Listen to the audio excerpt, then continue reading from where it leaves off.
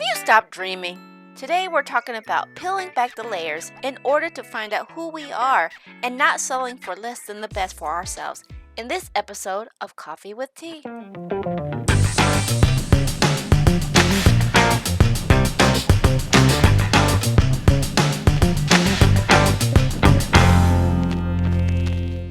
Hello, friends, and welcome to another episode of Coffee with Tea. I'm your host, Untitled, and I'm excited because I have I have Miss Melissa Rusiano on the line today, and I am so sorry I couldn't get my lips That's to work. okay. So without further ado, I'd like to bring on Miss Melissa. Welcome to the show. Well, thank you for having me. All that practice on my name, and look, it's the first name that catches you, not the last. I know, I couldn't get the Miss part. Miss and Melissa, right? Really? So we're going to actually talk about peeling back the layers and not settling. But before we really get into that conversation, I would love to introduce a little bit more about who you are and how you're dealing with this whole COVID-19. Yeah, that's a great question. And I am a licensed clinical social worker, and I live in Erie, Pennsylvania. And much to the Blizzard Country name that I like to throw on my location, it is snowing today, just for, effect. But I've been here for about 22 years. I've lived in larger cities. And so it's interesting over the last 7 months just to kind of see how my friends in larger cities are being impacted by this versus the smaller location that I live in, a little bit more rural, but also the impact it has on my clients, being in private practice and just, being remote and just not having that contact with folks. I think it's been a struggle. I think it's been a real struggle for a lot of folks. And for me, I'm blessed that, I'm able to have that support system. But it does have an impact, I think, on all of our moods. So, yeah, it's been challenging. And now here we go again, round 2, round 3, whatever we're on, and it's just, especially going into the holidays, I think it's a struggle for everybody. Right. Yeah. I mean, I think about because my family, I have a son out in California, and my girls are here, which is cool. The girls are here, but my son, I miss him as well. So, yeah. But what helps, and I shared it a little bit, is I'm military. So we've been away for the holidays and stuff like that. So what we've learned, and this is one tidbit I love for people to even if they hear it, is just there's so many people who can use your love and affection right where you are. Exactly. So, it sucks that your family's not there, but there are some people who can use what you have for now. So we used to make family where we were. Absolutely. And I also think, as I actually have plane tickets to California next week, that I think I'm going to give back.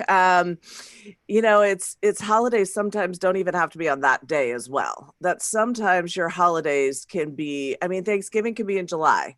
It's about being grateful and getting your people together and just being able to celebrate.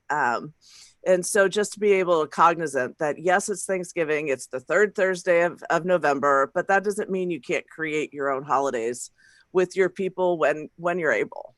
Right. And Melissa, this is a great segue into the topic of what we're talking about. It's peeling back the layers and not settling. So let's dive a little bit more into what does that mean for you?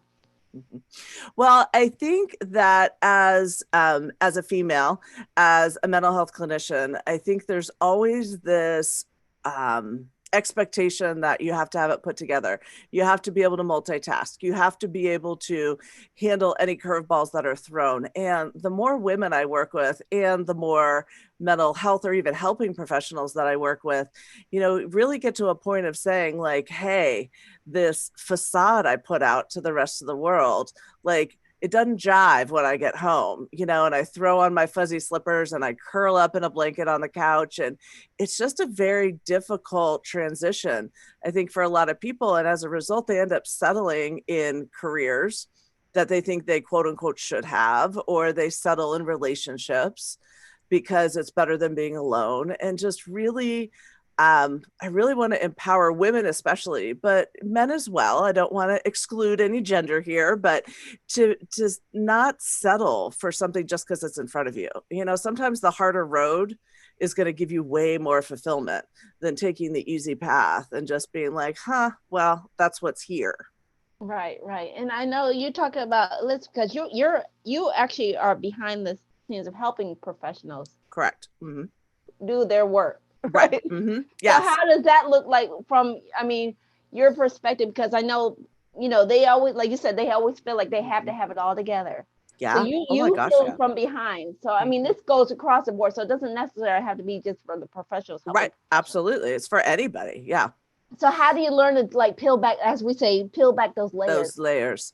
Yeah. And I think when there's anybody who's had this image, whether you're a professional or stay-at-home mom, it doesn't matter. We all have this image we present. And, when you take that step back and say, oh gosh, maybe this isn't something that is great for me right now. Maybe I should talk to somebody just, there's a piece missing. And to be able to really connect with that person and to have a conversation, but to also encourage people. And I do it, I always tell my friends I'm quirky, and they're like, that's not a professional word to use. And I was like, but that's who I am. I'm quirky, but I'm authentic and I'm 100% me. And with that comes sharing part of my experiences in just failing at things, or, being divorced and, but still encouraging women to work on their marriages, and knowing that it's okay to be human, and that there's a space to be created to say, okay, this is where you get to be vulnerable. This is where you get to be you. And then as you get more comfortable with that and realize that you're not the only person in the world that's ever dealt with that, then you can start taking it outside of that safe space and starting to bring your people into that world. Trusted people, of course. It's not like I take out billboards or I encourage people to take out billboards with like your deepest, darkest secret. But I think we're just, as a society, carrying way too much shame. And because of that, we just put on the facade. We settle for what we think is okay, because we're fearful if we go for what we really, really want, if somebody sees behind that facade, they're going to realize, hey, they don't really deserve that, whatever that is. And that could be different for absolutely everybody. All right. And this is associated, I know those who are familiar with it probably heard a little bit about Brene Brown's philosophy in there, but actually you talked a little bit about peeling back the layers and the authenticity and the vulnerability side. It's like, you don't tell your story to everybody, correct? No, no, not at all. Nope. But what I'm also saying is, like you said, you use the word quirky. Some people might associate that as a negative term, but you've learned to accept that. So absolutely. How do you teach people to learn to accept where they are and who they are?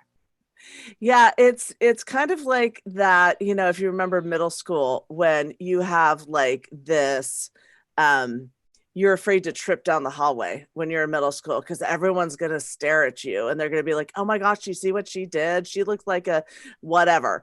And, it's, as an adult, I think we've just been conditioned to don't make a mistake, don't trip over a word, don't get divorced, don't have a kid who, makes poor decisions, don't fail at your job, like don't, and I mean, that list is endless of all these don'ts that we have. And the more don'ts that are there, I think the more we try to cover it up with this perfect image. And just being able to forgive yourself and accept those decisions. And most importantly, figure out what the teachable moments are. What are those teachable moments? Because I attended a conference, virtual conference, of course, my first virtual conference ever a couple weeks ago. And one of the speakers, who just absolutely floored me, talked about the word fail being an acronym for first attempt in learning. And it just totally struck me as, oh my gosh, why do we look at failure as such a negative aspect instead of failure is figuring out what didn't work and then looking to make it better at that next round, and there's that, I think it's Albert Einstein. There's a reason I'm a therapist and not a scientist, that said, I found 1,001 ways not to make electricity or whatever that was. And so, but it's like we joke about that, but yet we don't absorb that and say, it's okay to be honest about who you are. It's okay. There's nothing wrong with that. Right. And you find such a sense of community and connection, especially now when everything's virtual. Find such a sense of community and connection if you can just let somebody behind the curtain and to see. I think COVID has made it easier for people to isolate. Easier for people to have Mickey Mouse pajama pants on, which today I retired so we could chat. Like Mickey Mouse pajama pants on, and maybe they have dry shampoo for the last 5 days, but they can look fine from like the waist up for a meeting. And I think it's really done a disservice to encourage that. Hide a little bit more, don't show the world what's really going on. And I think that's a disservice. Right. And then this is the part where I always like to say, Melissa's dropping a lot of nuggets down there. And if you're picking them up like I am, remember, give us a thumbs up, put a comment down below so we can follow up with her and go deeper into this conversation. So I like how you talked about failure as failed attempt at learning. Mm-hmm. And forgive me if I didn't get that wrong, because I can't get that right. So, but like I said, what I'm learning and what I'm also reading is to help us like say that we're all human, find the commonalities in what we're doing. So we're all, and I think like you said, we touched about, we're all in this together. All in this together. We may be isolated, but we're still together. Absolutely. And there's that common humanity that, we all have a sense of fear and frustration. No matter what side of the aisle you're on, we all have a sense of fear and frustration. We all have a sense of isolation. We all want life that was normal. And for me, that was like March 16th, 2020. And I remember it vividly because I live in Erie, Pennsylvania, that thinks St. Patrick's Day is like the only holiday everybody should celebrate, which I just find comical. And so I found it very ironic that our town shut down on the biggest holiday of the year, and we closed, everything shut down on March 17th. And so to me, it was a very easy, date remembrance. And I know a lot of people just want life back. In our case, from March 16th, I want that life back. And I can't have it. And so I think there's all these emotions that we're all feeling. And to be able to say that common humanity doesn't exist, I think does a disservice for everybody living an individual story. But the themes, there's so much unity in that themes. If people would be willing, even if they don't want to totally peel back the layer, just to show a sliver to somebody. Right. Because it realizes like, that we're all in this together. Like you said, I think that's the biggest thing is like we all can feel vulnerable, we all feel isolated, but we don't have to be isolated. No. So I think that's a great point that I want to make sure we emphasize and stuff like that. So talk about a little bit more about the shame and the how do we get past our shameful stories that we don't want to hide? I mean, you don't have to reveal it all, but how do we move past it and start to accept some of it? Yeah. And shame is saying I am bad. There's something wrong with me for a choice I made or something that was done to me. And so I think first and foremost is realizing that we all make the best decisions that we can, given the information we have at the time we need to make the decision. And to almost give yourself a little bit of grace to say, hey, I did the best I could. And if something was done to you, to be able to say there was nothing I could have done to prevent that, and I'm sure some of your listeners, because I can speak for some of my clients, come back with, but what if I can pinpoint exactly what I did wrong? And so then it's like, okay, let's talk about that. What did you learn from that experience? What did you learn from that moment? How did you grow because of it? And are you willing to continue to live behind the shield of shame that is then going to impact every other decision you make? Right. And that's the challenging point, is the longer we hold on to shame, the more it impacts our identity, the more it impacts choices we make in the future, the more it impacts what dreams we go to. Like, are you going to dream big, or are you going to settle for because, I don't want to set myself up to be disappointed again. Right. And I like, you know what, and it was on the tip of my tongue, and I try not to write too many notes because I'm like trying to take it all in. But when I don't write notes, I'm like, I forgot what I was going to say. But what I'm hearing is a lot of this comes down to the kind of questions that you're asking of yourself. So we start asking ourselves better questions, so we can get better answers, so we can get absolutely positive. Yes. And sometimes you need an outside person, whether that's a therapist, whether that's a pastor, whether that's your best friend, whether that's a confidant, a mentor, a coach. Therapy is very, very helpful to help people to get underneath those layers, to get to the core, because there's a core belief there that can be changed. But it's just about being able to have that conversation with somebody who's going to push back in a very compassionate way and kind of challenge some of those thoughts and really encourage you to not just say, because I did, because I'm bad, because I screwed up, because I failed, just to be able to say, okay, but what did you learn? How did you grow? Where's the silver lining? Right. Always a silver lining. Sometimes we just got to dig a little deeper to find it. Right. I love that. So we're getting close to our time on the 20 minutes. It's amazing how fast. I know. Time flies. I know, right? When you're having fun. So my question really wants to come down to is, what's the one thing you want to leave the audience with? Well, I absolutely want your listeners to know that there is hope, and there's another side. And, it's taking that first step, to let go of the shame that's holding you back, to redefine your identity, to actually follow your dreams, no matter what age you're at, is that there's always hope. Right. And to hold on to that is key, because then it's just putting those pieces into place. Right. And I like how you say, you just trust the process.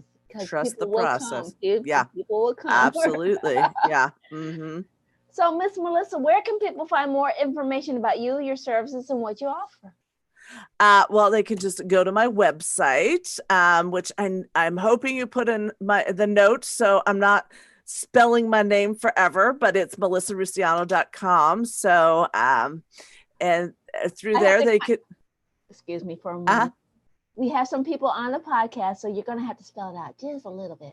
Okay, I'll spell it.